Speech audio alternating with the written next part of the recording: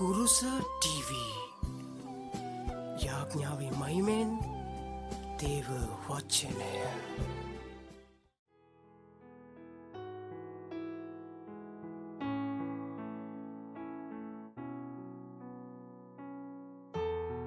இன்றைய நற்செய்தி லூக்கா 1:5-25 வரை.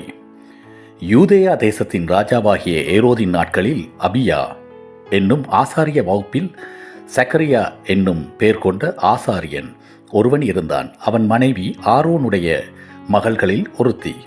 அவள் பேர் எலிசபெத். அவர்கள் இருவரும் கத்தரிட்ட சகல கற்பனைகளின் படியேயும் நியமங்களின் படியேயும் குற்றமற்றவர்களாய் நடந்து தேவனுக்கு முன்பாக நீதி உள்ளவர்களாய் இருந்தார்கள். எலிசபெத்து மலடியாய் இருந்தபடியினால் அவர்களுக்கு பிள்ளை இல்லாமல் இருந்தது. இருவரும் வயது சென்றவர்களாயும் இருந்தார்கள். அப்படி இருக்க அவன் தன் ஆசாரிய வகுப்பின் முறைப்படி தேவ சந்நிதியில் ஆசாரிய ஊழியம் செய்து வருகிற ஆசாரிய ஊழிய முறைப்படி அவன் தேவாலயத்துக்குள் பிரவேசித்து தூபம் காட்டுதற்கு சீட்டை பெற்றான். தூபம் காட்டுகிற வேளையிலே ஜனங்கள் எல்லாரும் கூட்டமாக வெளியே செபம் பண்ணி கொண்டிருந்தார்கள்.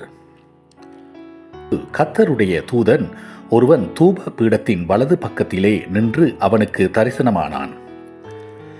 சக்கரியா அவனைக் கண்டு கலங்கி பயமடைந்தான். தூதன் அவனை நோக்கி, சக்கரியாவே, பயப்படாதே, உன் வேண்டுதல் கேட்கப்பட்டது. உன் மனைவி ஆகிய எலிசபெத்து உனக்கு ஒரு குமாரனை பெறுவாள். அவனுக்கு யோவான் என்று பெயரிடுவாயாக. உனக்கு சந்தோஷமும் மகிழ்ச்சியும் உண்டாகும். அவன் பிறப்பின் நிமித்தம் அநேகர் சந்தோஷப்படுவார்கள். அவன் கர்த்தருக்கு முன்பாக பெரியவனாயிருப்பான். திராட்சை ரசமும் மதுவும் குடியான். தன் தாயின் வயிற்றில் இருக்கும் போதே பரிசுத்த ஆவியினால் நிரப்பப்படுவான்.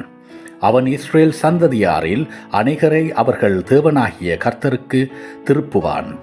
பிதாக்களுடைய இருதயங்களை பிள்ளைகளிடத்திலும் கீழ்ப்படியாதவர்களை நீதிமான்களுடைய ஞானத்திற்கும் திருப்பி உத்தமனான ஜனத்தை கர்த்தருக்கு ஆயத்தப்படுத்துவான். அவன் எலியாவின் ஆவியும் பலமும் உடையவனாய் அவருக்கு முன்னே நடப்பான் என்றான். அப்பொழுது சக்கரியா தூதனை நோக்கி, இதை நான் எதினால் அறிவேன்? நான் கிழவனாயிருக்கிறேன், என் மனைவி வயது சென்றவளாயிருக்கிறாளே என்றான். தேவதூதன் அவனுக்கு பிரத்தி உத்தரமாக, நான் தேவ சந்நிதானத்தில் நிற்கிற கேப்ரியல் என்பவன். உன்னுடனே பேசவும் உனக்கு இந்த நற்செய்தியை அறிவிக்கவும் அனுப்பப்பட்டு வந்தேன். இதோ தகுந்த காலத்திலே நிறைவேறப் போகிற என் வார்த்தைகளை நீ விசுவசியாதபடியினால் இவைகள் சம்பவிக்கும் நாள் மட்டும் நீ பேச கூடாமல் ஊமையாய் இருப்பாய் என்றான். ஜனங்கள் சக்கரியாவுக்கு காத்து கொண்டிருந்தனர். அவன் தேவாலயத்தில் தாமதமாதினால் ஆச்சரியப்பட்டார்கள். அவன் வெளியே வந்தபோது அவர்கள்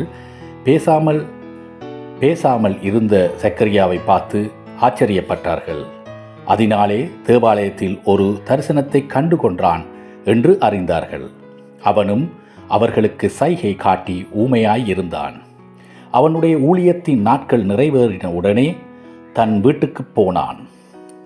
அந்த நாட்களுக்கு பின்பு அவன் மனைவியாகிய எலிசபெத் கர்ப்பவதியாக, ஜனங்களுக்குள்ளே எனக்கு உண்டாயிருந்த நிந்தனை நீங்கும்படியாக கர்த்தர் இந்த நாட்களில் என்மேல் கடாட்சம் வைத்து எனக்கு இப்படி செய்தருளினார் என்று சொல்லி 5 மாதம் வெளிப்படாதிருந்தாள். இது இன்றைய நற்செய்தி.